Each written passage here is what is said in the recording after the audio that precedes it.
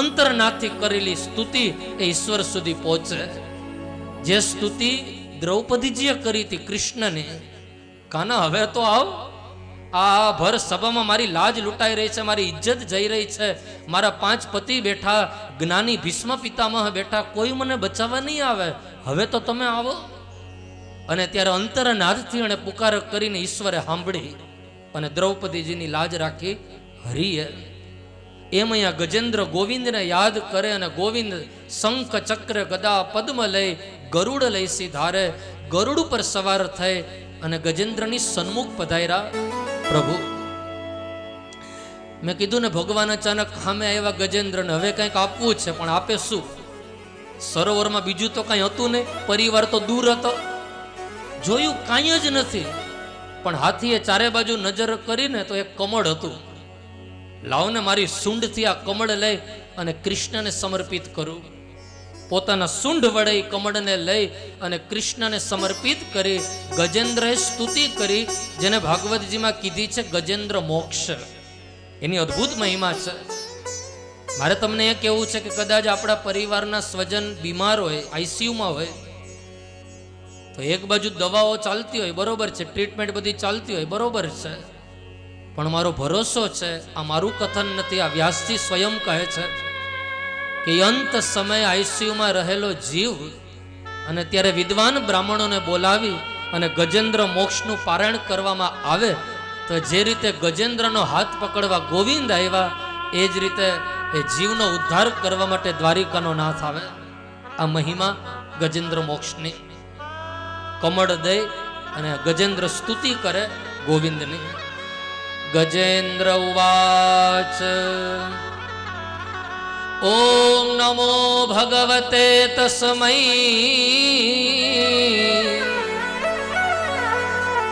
યત એતચ્ચિદાત્મકં પુરુષાયાદિ બીજાય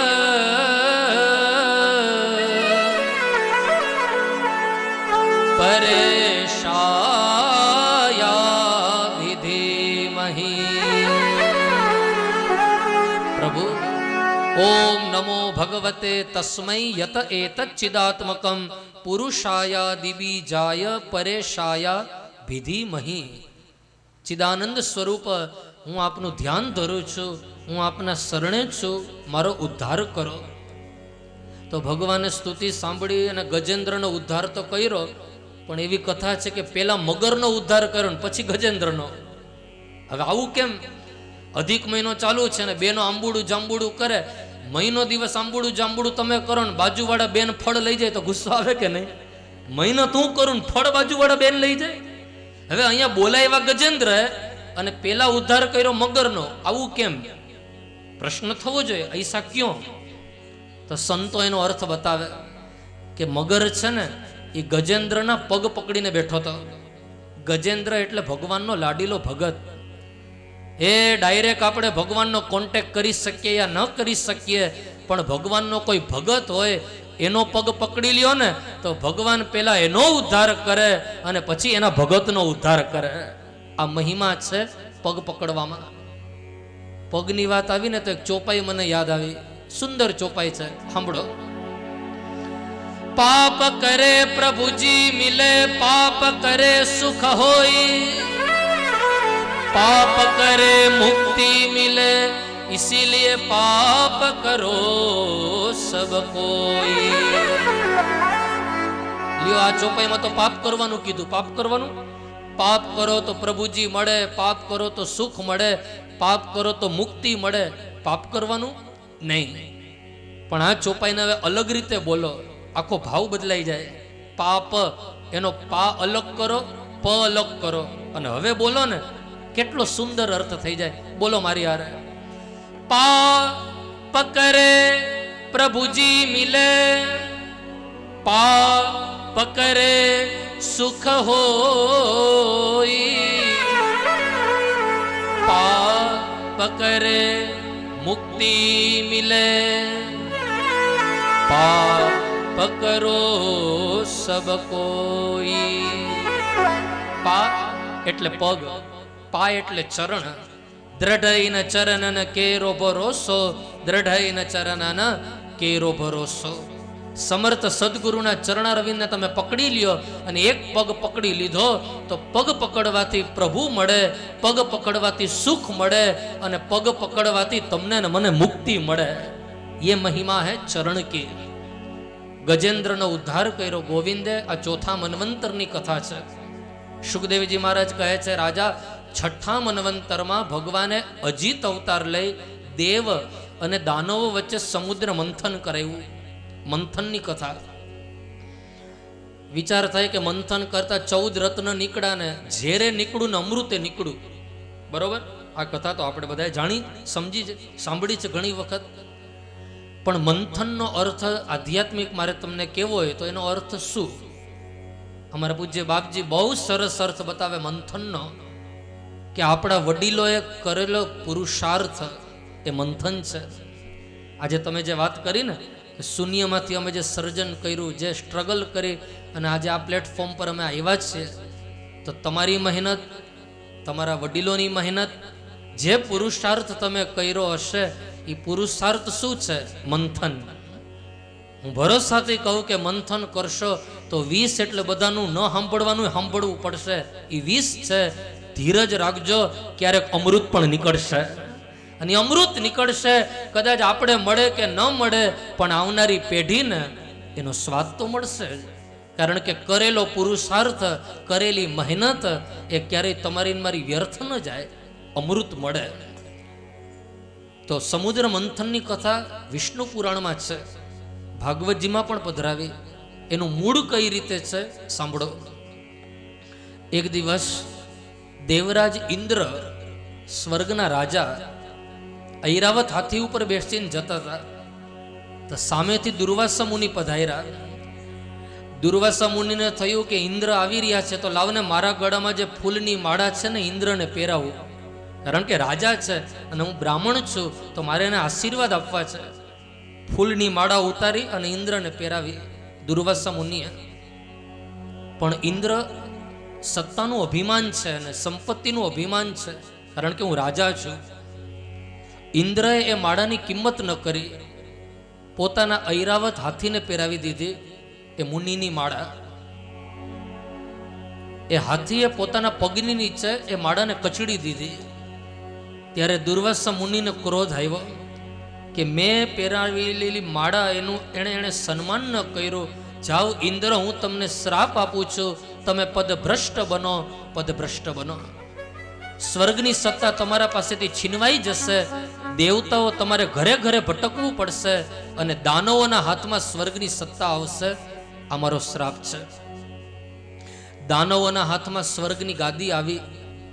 દેવતાઓ નારાયણ પાસે આવીને વિનંતી કરે છે વૈકુંઠમાં, પ્રભુ કંઈક અમારું માર્ગદર્શન કરો ને, અમારાથી બહુ મોટી ભૂલ થઈ, દુર્વાસા મુનિનો શ્રાપ મળ્યો, અમે શું કરીએ કે પાછી અમને સ્વર્ગની સત્તા મળે, કંઈક અમારું માર્ગદર્શન કરો. ત્યારે વૈકુંઠમાં ભગવાન નારાયણ દેવતાઓને કહે છે, જુઓ દેવ, તમારે સ્વર્ગની સત્તા જોતી હોય તો કંઈ કરવાની જરૂર નથી, દાનવો સાથે તમે મિત્રતા કરો. તો દેવતાઓ હસતા હસતા ભગવાનને કે પ્રભુ આવું કઈ માર્ગદર્શન હોય? અમે દેવ નહીં, દાનવ અમારું ને એનું ક્યારેય ભળે નહીં, તમે એમ કહો છો મિત્રતા કરો? હા ઇન્દ્ર, તમે એમના સાથે મિત્રતા કરો. સમય આવે ત્યારે મંથન કરજો અને મંથન કરતા કરતા જે અમૃત નીકળે એનું પાન તમે કરશો તો તમને સ્વર્ગની સત્તા મળશે. આ મારું વચન છે.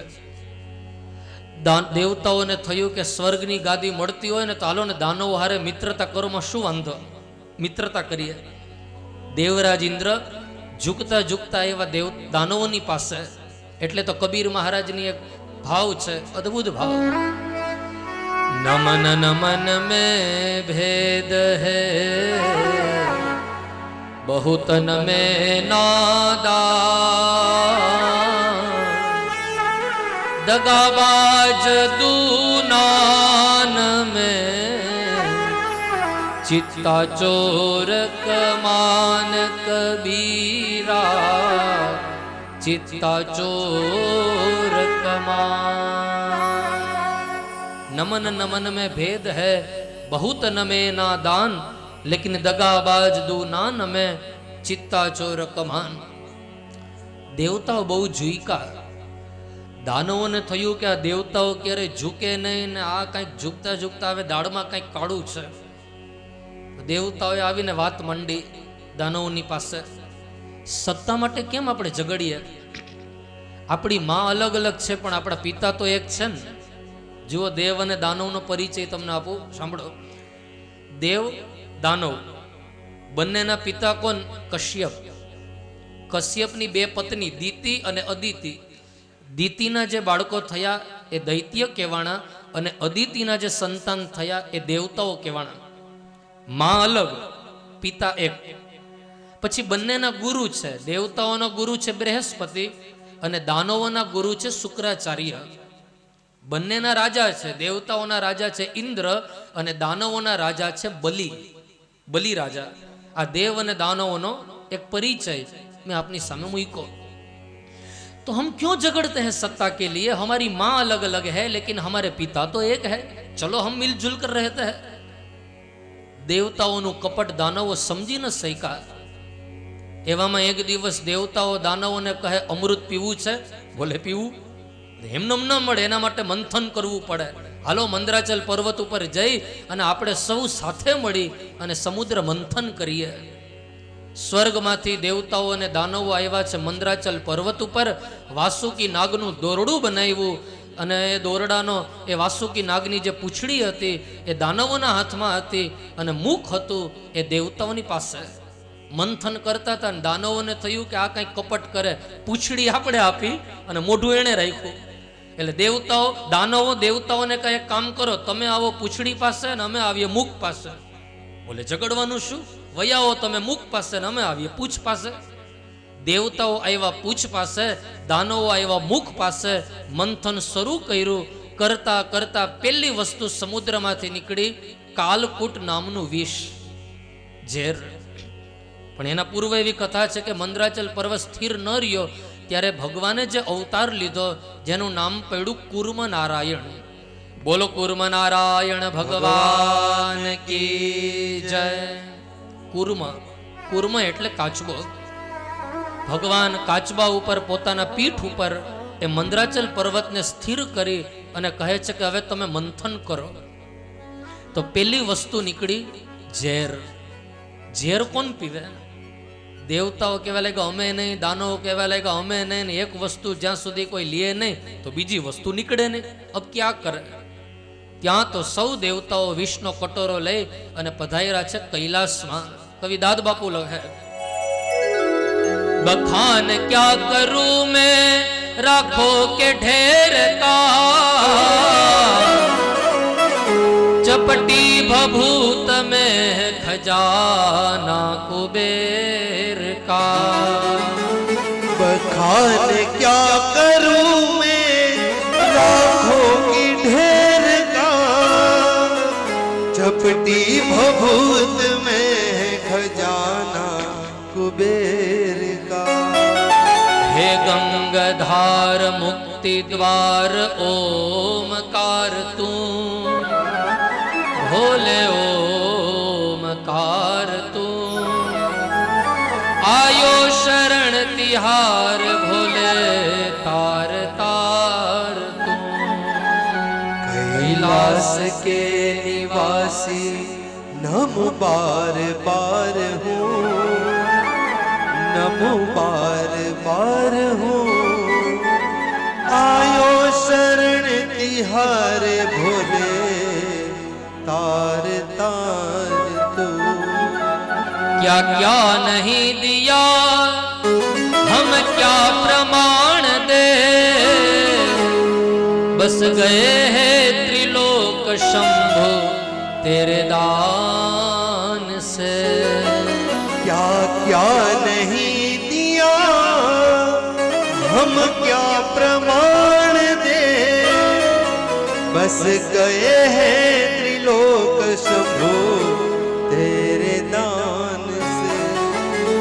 आपने जहर पिया हमको जीवन दिया, कितना उदार इतना उदार तू आयो शरण तिहार भोले तार तार तू कैलाश के निवासी नम बार बार हूँ, नम बार बार हूँ, आयो शरण तिहारे बोले तार तार तो। વિષ્ણુ કટોરો લઈ અને દેવતાઓ પધાર્યા છે કૈલાસમાં. મહાદેવજીની સ્તુતિ કરે છે. ભાગવતકાર લખે છે, દેવ દેવ મહાદેવ ભૂતાત્મન ભૂત ભાવન. હે ભૂત ભાવન મહાદેવજી, અમે આપના શરણે છીએ, આ વિષ્ણુપાન તમે કરો. મહાદેવજીએ વિચાર્યું કે દેવતાઓનું કલ્યાણ થતું હોય તો મને બધા મહાદેવ કહે તો હું વિષ પીવા માટે તૈયાર છું. हम सबको पता है कि महादेव जी ने विष को न अंदर उतारा न बाहर निकाला, लेकिन कंठ में रखा. अतः महादेव जी का एक नाम हुआ नीलकंठ. बोलो नीलकंठेश्वर महादेव की जय. महादेव जी विष्णु पान कर्યું, वंदन કરી અને સૌ દેવતાઓ આવ્યા છે પુનઃ મંથન કરવા. મંથન કરતા બીજી વસ્તુ નીકળી કામધેનુ ગાય. ગાય નીકળી સમુદ્રમાંથી મંથન કરતા કરતા, અને ગાય રાખી ઋષિઓએ. અહીંયા તમે ગૌશાળામાં હિતેશભાઈ જાઓ, કેટલો આનંદ આવે. કાન ઊંચા કરી કરી અને ગૌ માતા જાણે તમારું મારું સ્વાગત કરતી હોય ને એવું લાગે. ક્યારેક આ બાજુ ટીવીના માધ્યમથી બધા વૈષ્ણવો આનંદ લઈ રહ્યા છો, અને જ્યારે દ્વારિકા બાજુ નીકળો ત્યારે વિશ્વનાથ ધામમાં આવજો, ગૌશાળાની મુલાકાત લેજો, નાનકા નાનકા બાળકોની મુલાકાત લેજો, આનંદ આવશે. આ મજા. તો કામધેનુ ગાય નીકળી, જે ગાય રાખી ઋષિઓએ. પુનઃ મંથન થયું. મંથન કરતા કૌસ્તુભ મણિ નીકળો. મણિ એક હીરો. આ હીરો કોણ રાખે? આ મણિ કોણ રાખે? દેવતાઓ દાનવો હજી વિચારે ને ત્યાં તો ભગવાન નારાયણ બોયલા ઉભા રહો, આ મણિને હું રાખીશ. એવી કથા છે કે ભગવાન નારાયણે એ મણિને પોતાના વક્ષસ્થળ ઉપર રાખ્યો છે. એટલે માતાઓ બહેનો જ્યારે ઠાકોરજીની સેવા કરતા હોય ને ત્યારે એક શ્લોક બોલે, બધાને આવડે. એકડી ગૌ મારા હારે. કસ્તુરી તિલકમ લલાટ પટલે વક્ષસ્થલે કૌસ્તુભમ નાસાગ્રે વરમુક્તિકમ કરતલે વેણુ કરે કંકણમ सर्वांगे हरिचंदनम सुललितम कंठे च मुक्तावली गोप स्त्री परिवेष्टितो विजयते गोपाल चूडामणि कस्तूरी तिलकम ललाट पटले वक्षस्थले कौस्तुभम. વક્ષસ્થળ ઉપર જે મણિ પ્રભુએ રાખ્યો, નામ પડ્યું કૌસ્તુભ નામનો મણિ. પુનઃ મંથન થયું, મદિરા નીકળી અને મદિરા રાખી દાનવોએ. મંથન કરતા ઐરાવત નામનો હાથી એ દેવતાઓએ રાખ્યો. મંથન કરતા ઉચ્ચૈ શ્રવ નામનો ઘોડો નીકળ્યો, એ ઘોડો રાખ્યો છે દાનવોએ. મંથન કરતા લક્ષ્મીજી નીકળ્યા અને લક્ષ્મીજી વૈરા ભગવાન નારાયણને. બોલો લક્ષ્મી નારાયણ ભગવાન કી જય. મંથન કરતા સ્વયં ધન્વંતરી ભગવાન અમૃતનો કલશ લઈને પ્રગટ થયા. હવે અમૃત મેળવવા માટે તો આ મંથન હતું ને અમૃત પીવા માટે પાગલ કોણ ન બને.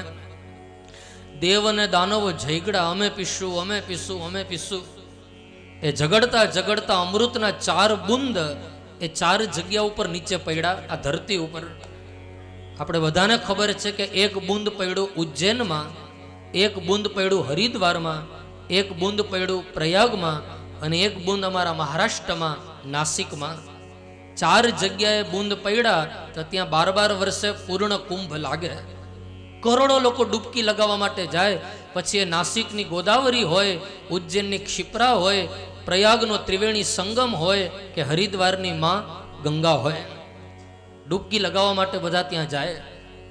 સોચો એક અમૃતનું બિંદુ જ્યાં પડ્યું ત્યાં પૂર્ણ કુંભ ભરાય, ત્યાં કરોડો લોકો ડૂબકી લગાવવા માટે જાય, તો પૂર્ણ અમૃતનો કલશ ક્યાં છે?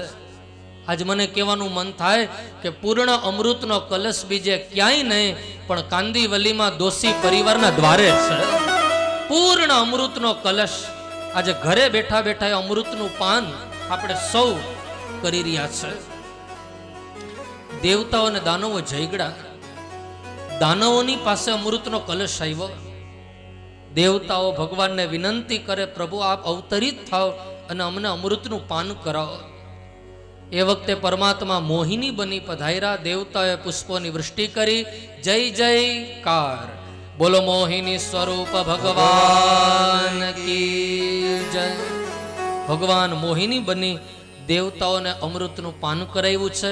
અમૃતનું પાન કરી અને દેવતાઓને સ્વર્ગની સત્તા પ્રાપ્ત થઈ. દાનવોના ગુરુ શુક્રાચાર્ય બલિરાજાને કહે, દેખો શુક્રાચાર્ય, સત્તા જોતી હોય તો તમે 100 અશ્વમેધ યજ્ઞ કરો. અને શાસ્ત્ર કહે કે 100 અશ્વમેધ યજ્ઞ જે કરે એને સ્વર્ગની સત્તા મળે. કરતા કરતા એક યજ્ઞ પ્રારંભ કર્યા બલિરાજાએ. 99 યજ્ઞ પૂરા થયા, એક યજ્ઞ બાકી. પણ આપણે બધાને ખબર છે કે 100મો યજ્ઞ વામન ભગવાન પૂરો નહીં થવા દે બલિરાજાનો. આજે કશ્યપ અને અદિતિ માતાને ત્યાં પ્રભુ વામન બની અને પધારવાના એક વ્રતના પ્રભાવે. એ વ્રત કયું? ભાગવતજીમાં એની મહિમા છે પયો વ્રત. કોઈ પણ માતાઓ બહેનો પાસે સંતાન ન હોય અને એ પયો વ્રત કરે ફાગણ મહિનામાં, તો એને ત્યાં વામન જેવા બાળકોનો જન્મ થાય. એ વ્રત કઈ રીતે કરવું એની ડિટેલ ભાગવતજીમાં બતાવી રહ્યા છે વ્યાસજી. આવો આપણે સાંભળીએ. ફાગણ મહિનામાં આ વ્રત કરવાનું, પયો વ્રત. ફાલ્ગુન શ્યામલે પક્ષે દ્વાદશાહમ પયો વ્રત અર્ચયેત અરવિંદાક્ષ્યમ ભક્ત્યા પરમયાન્વિતઃ.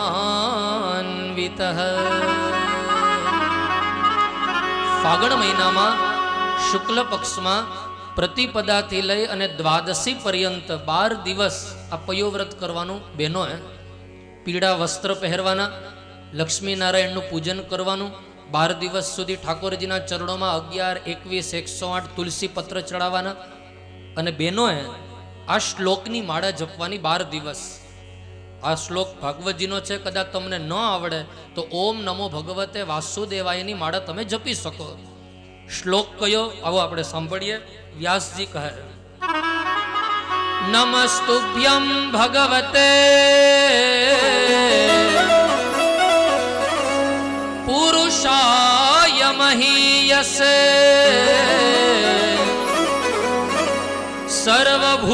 સર્વભૂત નિવાસાય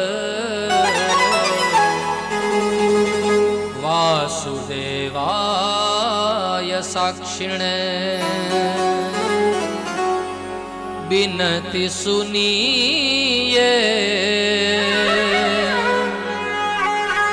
નાથ હમારી. बिनती सुनिए હે હરી नाथ हमारे. મોર મુકુટ પીતાંબર ધારી, मोर मुकुट पीतांबर धारी. મોર મુકુટ પીતાંબર ધારી, બિનતિ સુનીયે નાથ હમારી. बिनती सुनिए नाथ हमारे. કશ્યપ મુનિ અદિતિ માતાને આ વ્રત બતાવે છે, પયો વ્રત. જાઓ દેવી, તમે આ વ્રત કરો ફાગણ મહિનામાં. 12 દિવસ સુધી પયો વ્રત એ વિધિપૂર્વક કર્યું છે અદિતિ માતાએ. આ વ્રતના પ્રભાવે અદિતિ માતા ગર્ભવતી બની. એક મહિનાઓ ગયા. ભાદરવો મહિનો આવ્યો. ભાદરવો મહિનો, ભાદ્રપદ શુક્લ પક્ષ, એનો દ્વાદશીનો દિવસ, જેને આપણે બધા કહીએ વામન દ્વાદશી. અને એ વામન દ્વાદશીના દિવસે પરાત્પર પરબ્રહ્મ અદિતિ માતાને ત્યાં પધાર્યા છે. દેવતાઓએ પુષ્પોની વૃષ્ટિ કરી. જય જયકાર. બોલો વામન નારાયણ ભગવાન કી જય. 8 વર્ષની ઉંમર થઈ વામન ભગવાનની. અને નિયમ એવો છે કે બ્રાહ્મણ બાળક જ્યારે 8 વર્ષનો થાય ત્યારે એને એક સંસ્કાર આપવામાં આવે, જેનું નામ છે યજ્ઞોપવિત સંસ્કાર. અલગ અલગ ઉંમરમાં બ્રાહ્મણોને કેટલા વર્ષે જનોઈ દેવી, ક્ષત્રિયોને કેટલા વર્ષે જનોઈ દેવી, એનું વિધાન છે આપણા શાસ્ત્રોમાં. 8 વર્ષની ઉંમર થાય ત્યારે બ્રાહ્મણોની યજ્ઞોપવિત સંસ્કાર દેવામાં આવે. વામનજીની ઉંમર 8 વર્ષની થઈ, યજ્ઞોપવિત સંસ્કાર થયા છે વામનજીના. આકાશે છત્રી આપી, બ્રહ્માજીએ કમંડલ આપ્યું, વેદ માતા ગાયત્રીએ ગાયત્રી મંત્ર પ્રદાન કર્યો. અને આ જ નિયમ એવો છે કે જ્યારે એને જનોઈ આપવામાં આવે ત્યારે માગવા માટે જવું પડે. વામન ભગવાનને થયું કે મારે માગવા જવું, ક્યાં જવું? એવું કોઈ ઘર છે કે એકવાર મારી ઝોલી ફેલાવું અને આખી ઝોલી મારી ભરાઈ જાય? ऐसा કોઈ ઘર હે? તો કોઈએ વામનજીને કીધું એવું તો એક જ ઘર છે. કયું? કાંદીવલીમાં દોશી પરિવાર.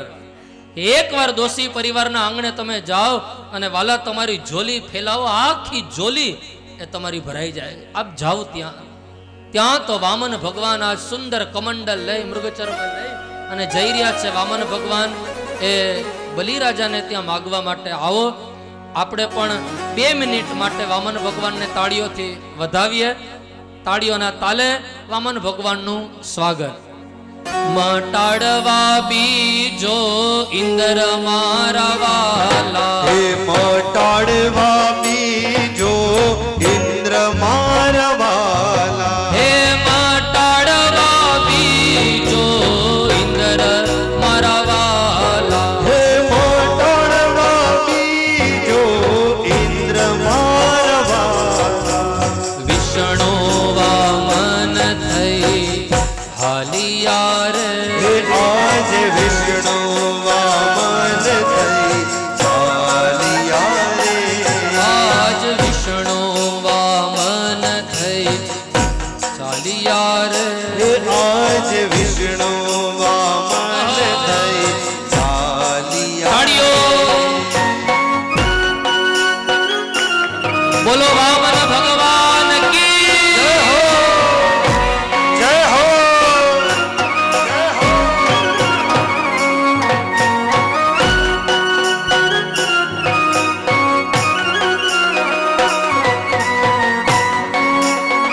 ઓ કાના, ઓ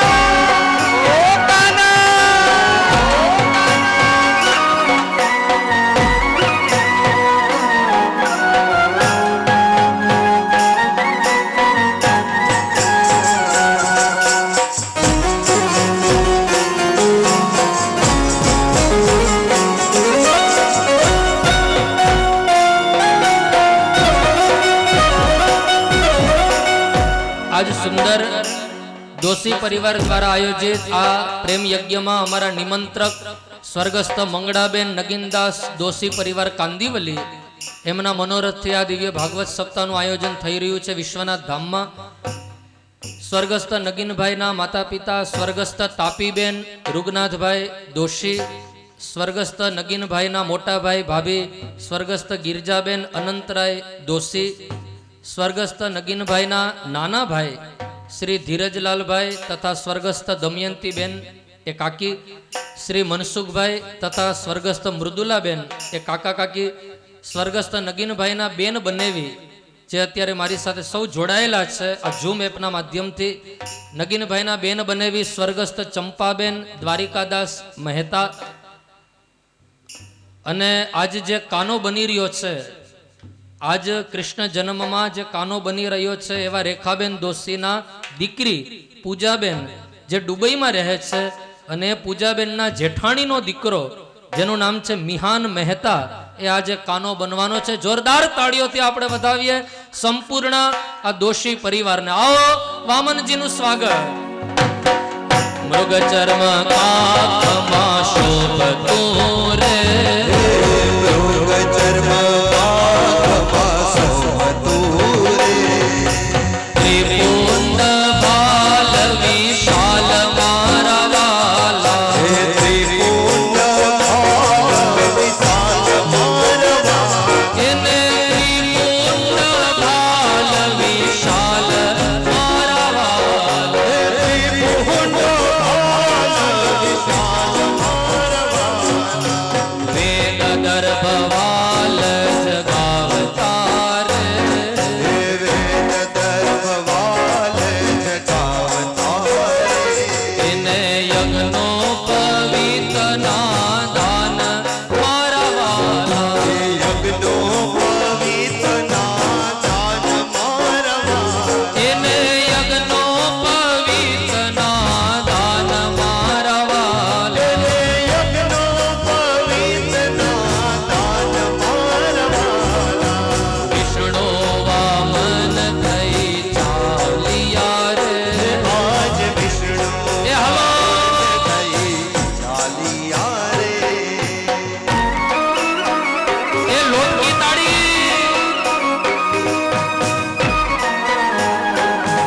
બોલો વામન ભગવાન કી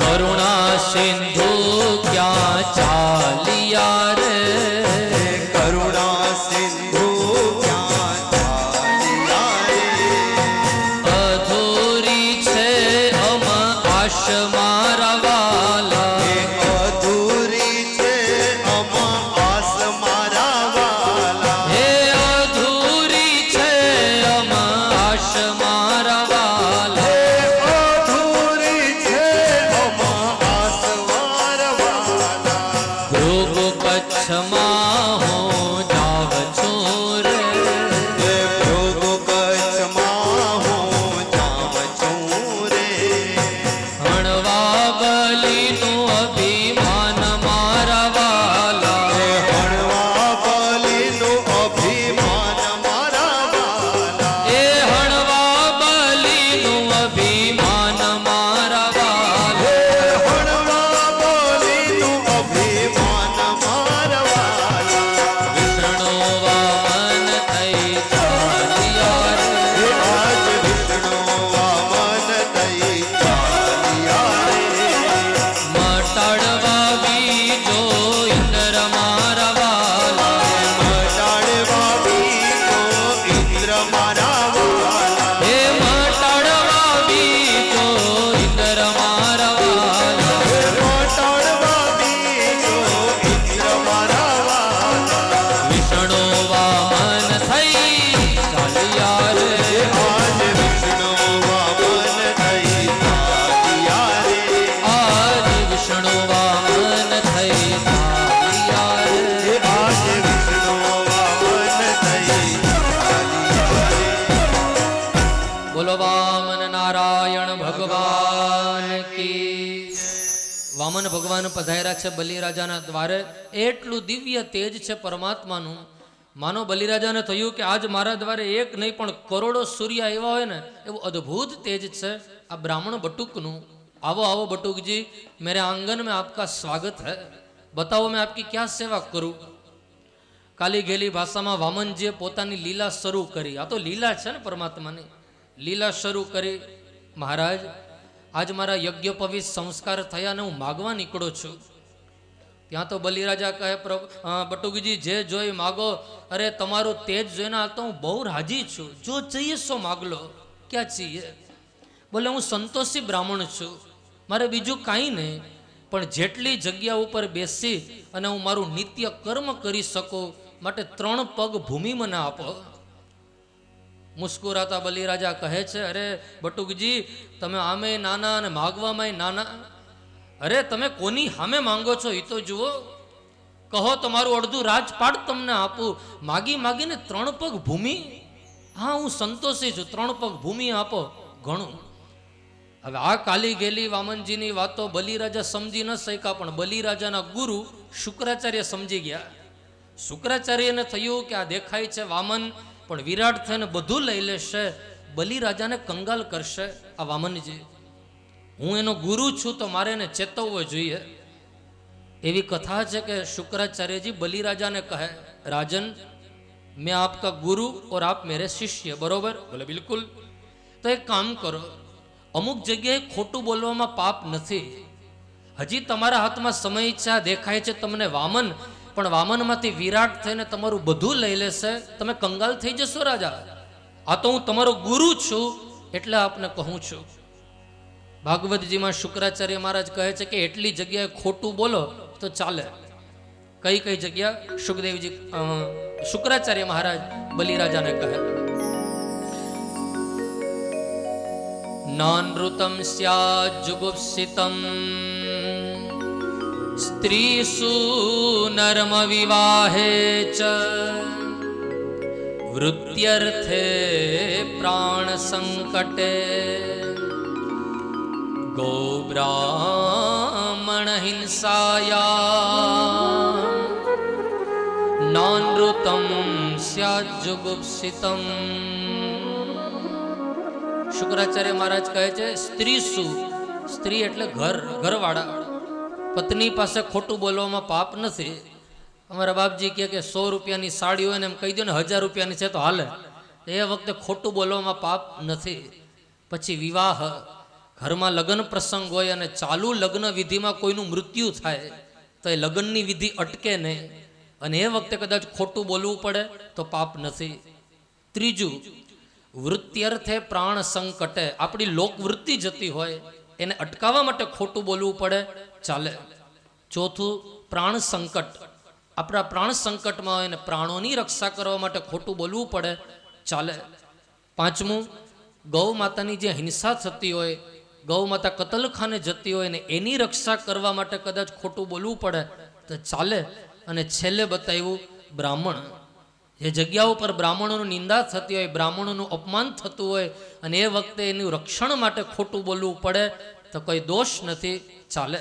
પણ બ્રાહ્મણોનું અપમાન ન થાય, બ્રાહ્મણોની નિંદા ન થાય, એ વખતે કદાચ દોષ હોય બ્રાહ્મણનો છતાં ખોટું બોલવું પડે તો ચાલે. એમ અહીંયા શુક્રાચાર્ય મહારાજ કહે છે, દેખો બલિ, તમારી લોકવૃત્તિને અટકાવવા માટે કદાચ ખોટું બોલવું પડે તો ચાલે, પણ આને તમે 3 પગ ભૂમિ ન આપશો.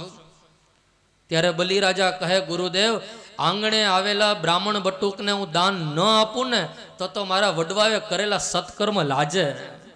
હું કોનો વંશજ છું? મારા વડવા થયા ભક્ત પ્રહલાદ, અને હું પ્રહલાદજીનો વંશજ છું, હું બલિ છું.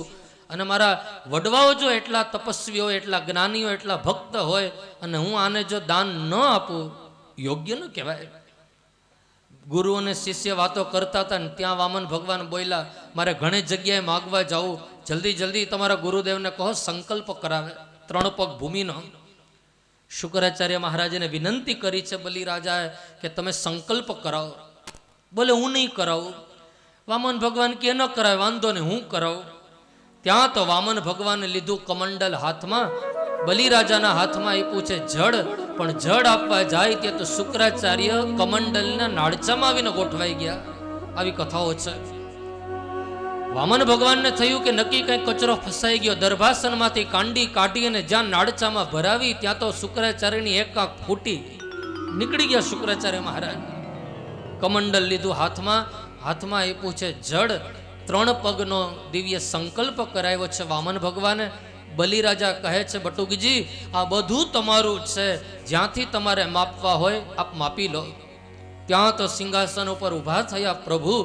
વામનમાંથી પરમાત્મા વિરાટ બન્યા.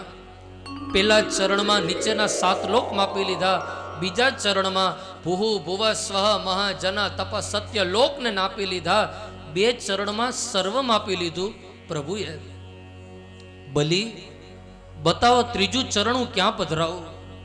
જો 3 પગનો સંકલ્પ તમારો અધૂરો રહેશે તો તમારે નરકે જવું પડશે. બતાવો હું ક્યાં મૂકું? ત્યાં તો બલિરાજાના પત્ની કહે, મહારાજ ચિંતા ન કરશો, પરમાત્માએ 2 ચરણમાં ભલે સર્વ લઈ લીધું હોય પણ હજી સ્વને નથી લીધા, હજી તમને ને મને નથી લીધા. આવો આપણે સમર્પિત થઈએ પ્રભુના શરણોમાં. ત્યાં તો આત્મસમર્પણ ભાવે બલિરાજા અને એના પત્ની એ સમર્પિત થયા છે પ્રભુના શરણોમાં. વામન ભગવાને પોતાનું 3જું ચરણ એ બલિરાજાના મસ્તક ઉપર પધરાવ્યું, પુષ્પોની વૃષ્ટિ થઈ. જય જયકાર, બોલો વામન ભગવાન કી જય. વામનજીએ બલિરાજાની કીર્તિ વધારી. આવો 9મ સ્કંદમાં મર્યાદા પુરુષોત્તમ રામચંદ્રજીના પ્રાગટ્યની કથા છે. આપણે મનથી પહોંચી જઈએ અયોધ્યામાં. પહેલા રામ આવે અને પછી હવે કૃષ્ણ આવવાની તૈયારી. પણ રામાયણ શું છે? રામાયણનો સાર શું છે? ભાગવતજીના 9મ સ્કંદમાં રામાયણ છે. 1 મિનિટમાં રામાયણને પૂરી કરવી ને તો થાય. 9 દિવસની રામાયણ 1 મિનિટમાં કરવી તો થાય. કઈ રીતે? સાંભળો. एक राम एक रावन्ना, एक क्षत्रिय एक बामन्ना, उसने उसकी नारी चुराई तो उससे उसकी भई लड़ाई. इतनी बात की बातन्ना और तुलसी लिख गए रामन्ना. बोलो रामचंद्र भगवान की. થઈ ગઈ રામાયણ પૂરી. એક રામ એક રાવણ, એક ક્ષત્રિય એક બ્રાહ્મણ. उसने उसकी नारी चुराई. રાવણે સીતાજીનું હરણ કર્યું તો उससे उसकी भई लड़ाई. તો રામ અને રાવણનું યુદ્ધ થયું. ઇતની બાત કી બાતન્ના ઓર તુલસી લીખ ગયે પોથન્ના.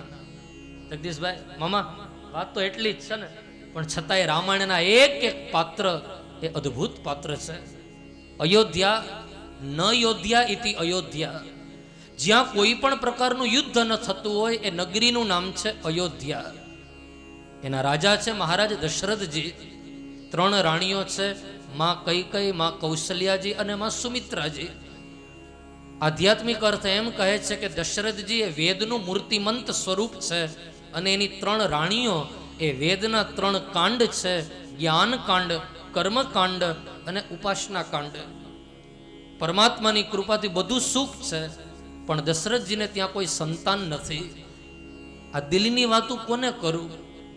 ત્યારે દશરથ મહારાજે વિચાર્યું, ક્યાંય જવાની જરૂર નથી, મારા ગુરુ આશ્રમમાં જાઓ. વશિષ્ઠજીના આશ્રમે જઈ અને વિનંતી કરું. વશિષ્ઠ મુનિના આશ્રમે આવીને વિનંતી કરી મહારાજ દશરથજીએ, ગુરુદેવ, 3 રાણીઓ હોવા છતાં મારે ત્યાં સંતાનનો યોગ નહીં હોય. મારા ગયા પછી સૂર્ય વંશ સમાપ્ત થઈ જવાનો. મારા ગયા પછી અયોધ્યાની ગાદી ઉપર બેસનારો વારિસ કોઈ નહીં હોય. મહારાજ, કંઈક તો કૃપા કરો મારા ઉપર, મેં ક્યાં કરું? ત્યારે ગુરુ વશિષ્ઠજી કહે, રાજન તમે ધીરજ ધરો. પુત્ર પ્રાપ્તિ માટે તમારે અયોધ્યામાં પુત્ર કામેષ્ટી યજ્ઞ કરવો પડશે. આપ યજ્ઞ કરો. શૃંગી ઋષિને બોલાવી અને અયોધ્યામાં મહારાજ દશરથજીએ પુત્ર કામેષ્ટી યજ્ઞ કર્યો છે. અને એ યજ્ઞ કરતા કરતા યજ્ઞની જ્યાં પૂર્ણાહુતિ થઈ ત્યાં તો ખીરનો પ્રસાદ લઈને પ્રગટ થયા ભગવાન અગ્નિ નારાયણ. બોલો યજ્ઞ નારાયણ ભગવાન કી જય. જાઓ મહારાજ, આ ખીરની પ્રસાદી તમારી 3 રાણીઓને સમભાગે વહેંચી દો. મહારાજ દશરથજીએ 3 રાણીઓને પ્રસાદ દીધો છે અને એ પ્રસાદના ફલ સ્વરૂપે માતાઓ ગર્ભવતી બની. 1 મહિના કારતક, માગસર, પોષ, માઘ, ફાગણ અને આવ્યો ચૈત્ર માસ, શુક્લ પક્ષ 9મી તિથિ, મંગળવારનો એ પવિત્ર દિવસ, અભિજીત મુહૂર્તમાં મર્યાદા પુરુષોત્તમ રામચંદ્રજી આજ અયોધ્યામાં પધારવાના. કેવું વાતાવરણ છે? બાબા તુલસીદાસજી ગાય. 9મી તિથિ મધુમાસ પુનીતા. 9મી તિથિ મધુમાસ પુનીતા. શુક્લ પક્ષ અભિજીત હરિપ્રીતા. શુક્લ પક્ષ અભિજીત હરિપ્રીતા. મધ્ય દિવસ અતિ શીતલ ધામા. મધ્ય દિવસ અતિ શીતલ ધામ.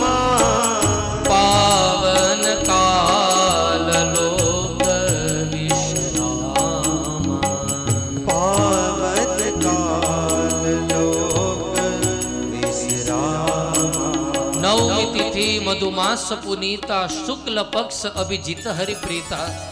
શુક્લ પક્ષ નવમીના પવિત્ર દિવસે મર્યાદા પુરુષોત્તમ રામચંદ્રજી જગતને મર્યાદાના દર્શન કરાવવા માટે અયોધ્યામાં પધાર્યા છે. દેવતાઓએ પુષ્પોની વૃષ્ટિ કરી.